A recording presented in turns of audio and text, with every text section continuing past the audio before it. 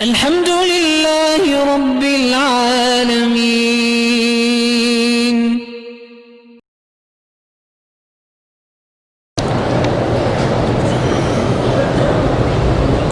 ایک آدمی مجھ سے 20,000 ریال کہتا ہے کہ دے دو تو میں سٹور بناؤں گا اور آپ کو ہر مہینے میں 1,000 دوں گا. یہ غلط بات ہے. آپ یہ کر سکتے ہیں کہ بھی سٹور بناؤ، میرے پیسے ہیں، پھر جو نفع ہو وہ بھی ہم تقسیم کریں گے اور جو نقصان ہوگا وہ بھی تقسیم. رقم فکس کر کے پیسوں پہ دینا، یہی تو سود ہے.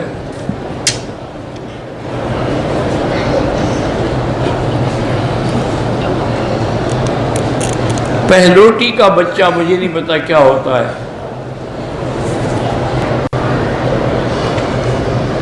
بہرحال وہ جماعت والے یہی کہتے ہیں نا کہ اللہ سے سب کچھ ہونے کا یقین ہو اور غیر اللہ سے یقین نہ ہو. یہ تو کھلی بات ہے، یہ تو واضح بات، یہی تو ایمان ہے کہ ہمیں اللہ تعالیٰ پر یقین ہو اور کسی چیز پہ نہ ہو. تو اللہ سے تعلق جوڑنا اور غیروں سے توڑنا، یہی ان کی محنت ہے. اگر تمہیں سمجھ نہیں آتی تو اللہ ہدایت دے.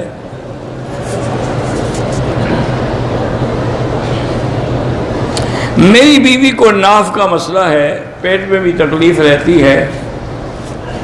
اس کے لیے علماء نے لکھا ہے، قرآن پاک کی آیت ہے وَهُوَ الْعَلِيُّ الْعَظِيمُ بِحَقِّ يَا عَظِيمُ وَهُوَ الْعَلِيُّ الْعَظِيمُ بِحَقِّ يَا عَظِيمُ. یہ ہر نماز کے بعد 11 دفعہ پڑھ کے وہ خود اپنے ہاتھ سے ان جگہوں پر پھیرے جہاں جہاں تکلیف ہے.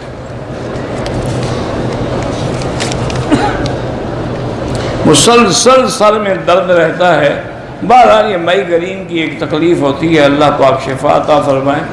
اس کے علاج کے لیے جو ہے اللہ کے قرآن پاک میں بہرحال یہی آیات مبارکہ ہیں وَالْكَاظِمِينَ الْغَيْظَ وَالْعَافِينَ عَنِ النَّاسِ وَاللَّهُ يُحِبُّ الْمُحْسِنِينَ. ہر نماز کے بعد 7 دفعہ پڑھ کے اسی جگہ پر دم کریں. کہتا ہے جی کہ ایک آدمی کہتا ہے کہ ہدایت جو ہے وہ اللہ کے ہاتھ میں نہیں ہے. اگر اللہ کے ہاتھ میں ہوتی پھر نبی کیوں بھیج؟ تو نبیوں کو کس نے بھیجا؟ ہدایت کا حکم کس نے دیا؟ تو وہ ہدایت اللہ کی طرف سے ہی ہے. مَن يَهْدِ اللَّهُ فَلَا مُضِلَّ لَهُ وَمَن يُضْلِلْهُ فَلَا هَادِيَ لَهُ. تو پھر ہر نماز میں جو اہدنا الصراط المستقیم دعا مانگ رہے ہو، نعوذ باللہ، جب وہ ہدایت اس کے پاس ہے ہی نہیں تو مانگ کیوں رہے ہو؟ جاہلوں کا کیا علاج ہے؟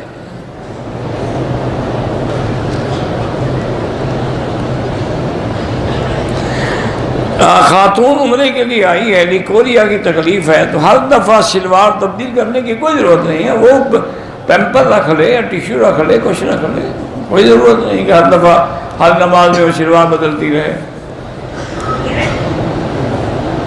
لقمان حکیم کون تھے؟ میرے رشتہ دار نہیں تھے،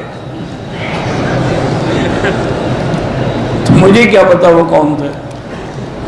جب قرآن میں یہی نام ہے لقمان، تو بس ہم بھی یہی جانتے ہیں.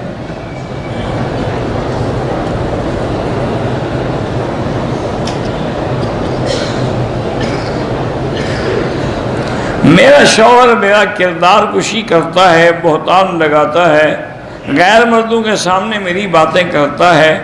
دین کے روشنی میں طلاق لے سکتی ہوں؟ بالکل لے سکتی ہوں، لیکن بہتر یہی ہے کہ 2 رکعت نماز نفل پڑھو اور ایک تسبیح یا لطیف و یا ودود پڑھ کے دعا کرو، اللہ اس کو ہدایت دے.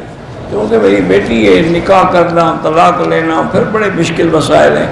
پھر عورت مطلقہ ہو جائے تو اس سے کوئی شادی کرنے کے لیے بھی تیار نہیں ہوتا، چاہے اس کا قصور نہ ہوگا تو لازم قصور اسی کا ہوگا، طلاق ہوئی ہے.